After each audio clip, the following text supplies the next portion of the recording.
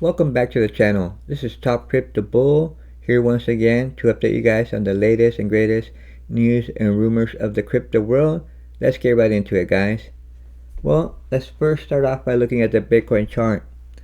Right now, the Bitcoin close for the day just happened. It closed right around 56,000, so that's pretty good news for the day. We're looking bullish, guys. We're having a good bounce from 49,000 to 56. So it's moved up about 7,000 in one day.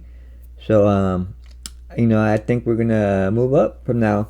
Well, probably this week it'll probably be calm. It'll probably just chop around.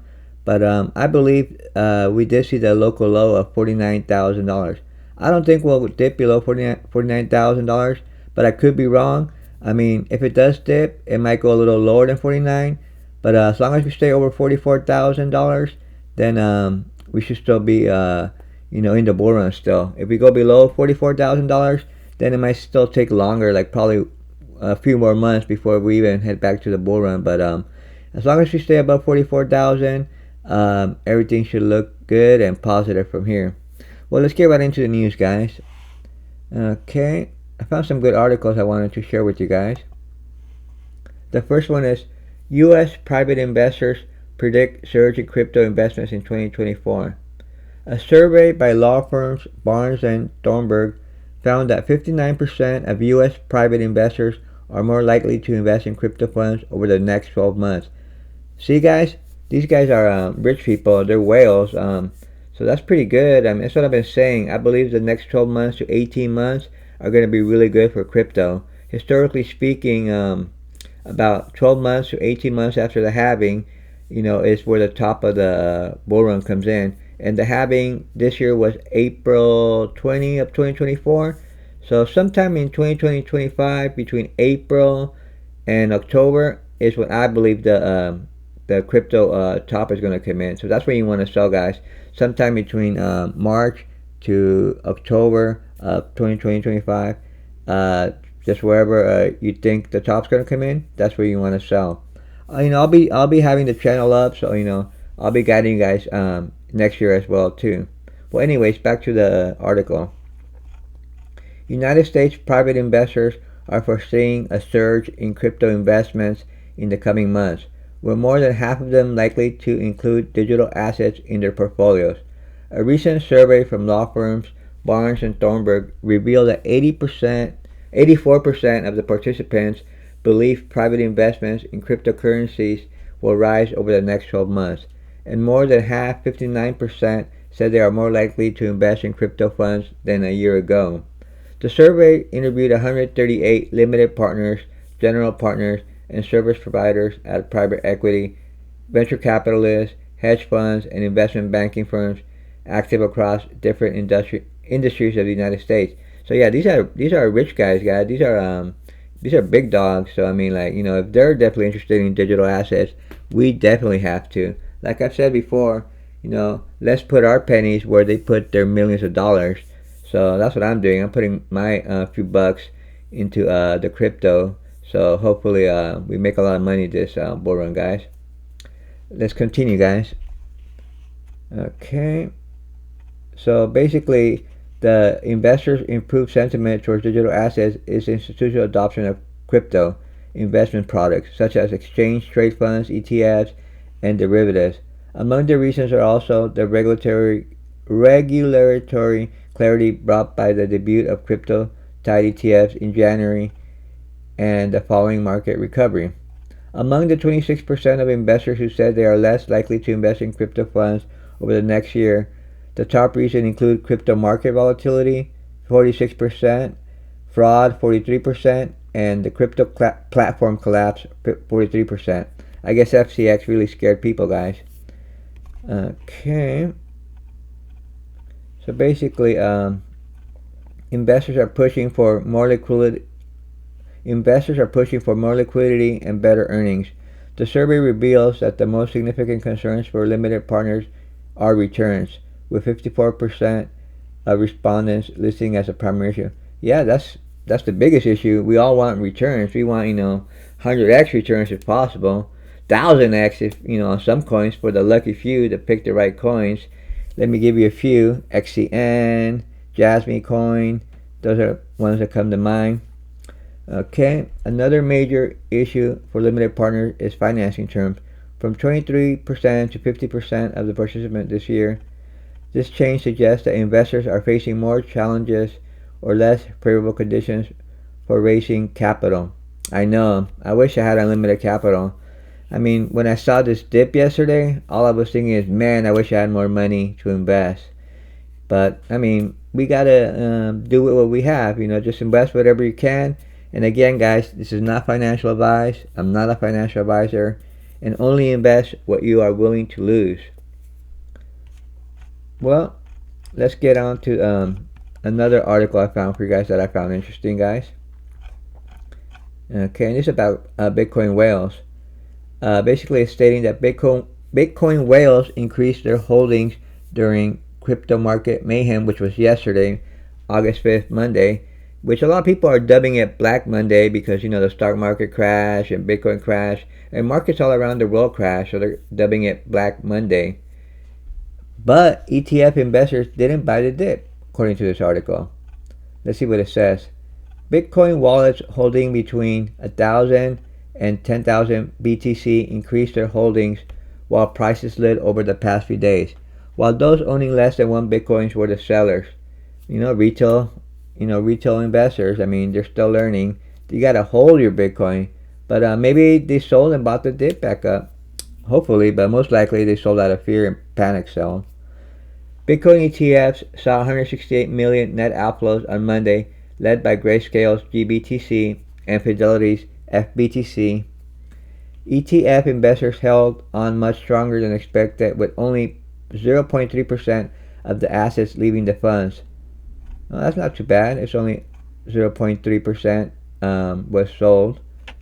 Bitcoin investors endured a mostly down roller coaster of action as prices plummeted through the weekend to $49,000 by early Monday before modestly rebounding to around 56K. That's where we're at right now, guys. Hopefully we hold, but this week will probably bounce back up between like 56 and 50K.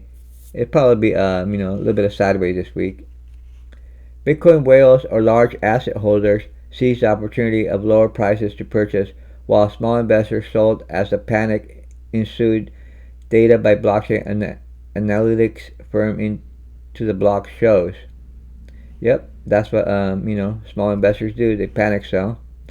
Crypto wallets holding between 1,000 to 10,000 BTC worth roughly $56 million and $560 million at current prices demonstrated confidence during the recent dip, consistently increasing their holdings as prices fell. That's what I'm saying. You gotta buy that dip, guys. Hopefully you guys bought the dip too. And we already know that wallets with less than 1 Bitcoin, with wallets with less than 1 Bitcoin showed weak hands, and they did most of the selling. Okay, but that's that article, guys. Well, let's learn from the whales, guys.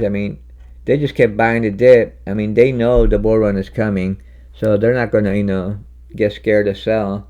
So definitely, guys, if you can, just stomach the losses, because I believe there's definitely way more upside to come in the next 12 months to 18 months.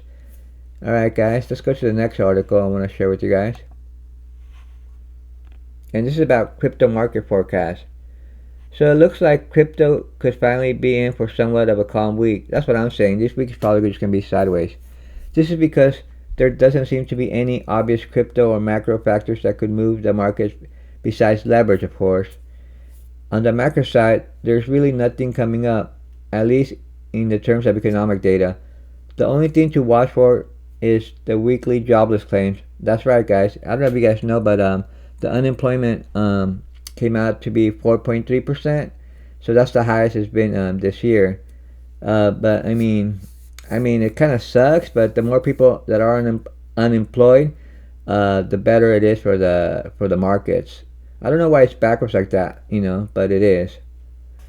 Obviously, another big macro factor that everyone is watching is the risk of additional escalation in the Middle East. So far, though, these concerns seem to be overblown.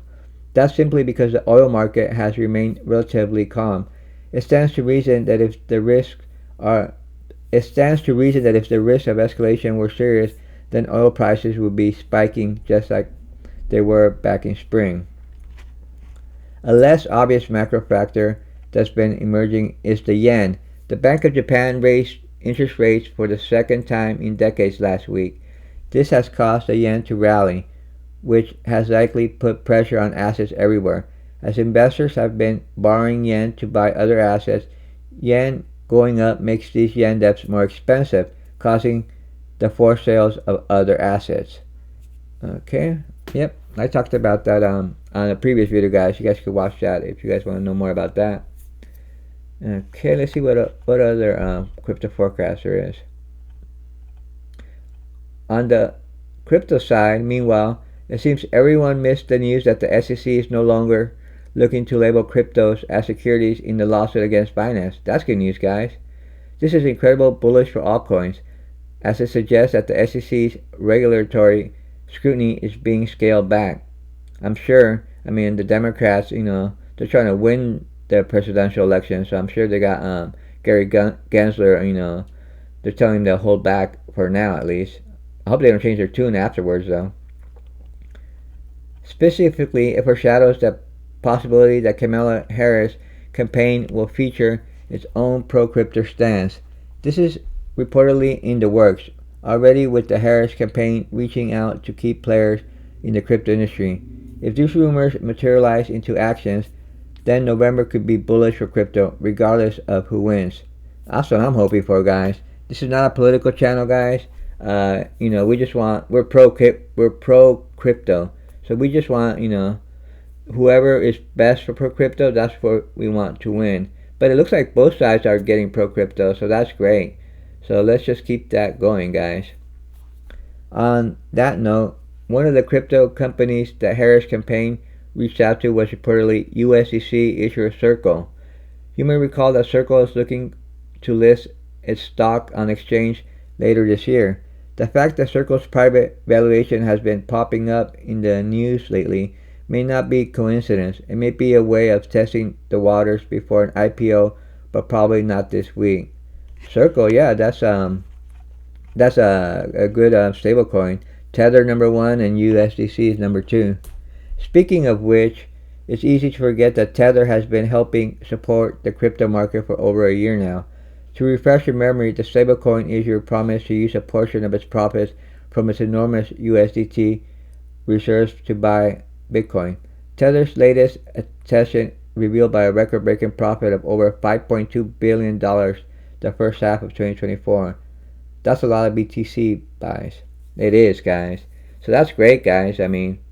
Hopefully, they keep, making profit, because the more profit the stable coins make, the more profit the crypto investors make.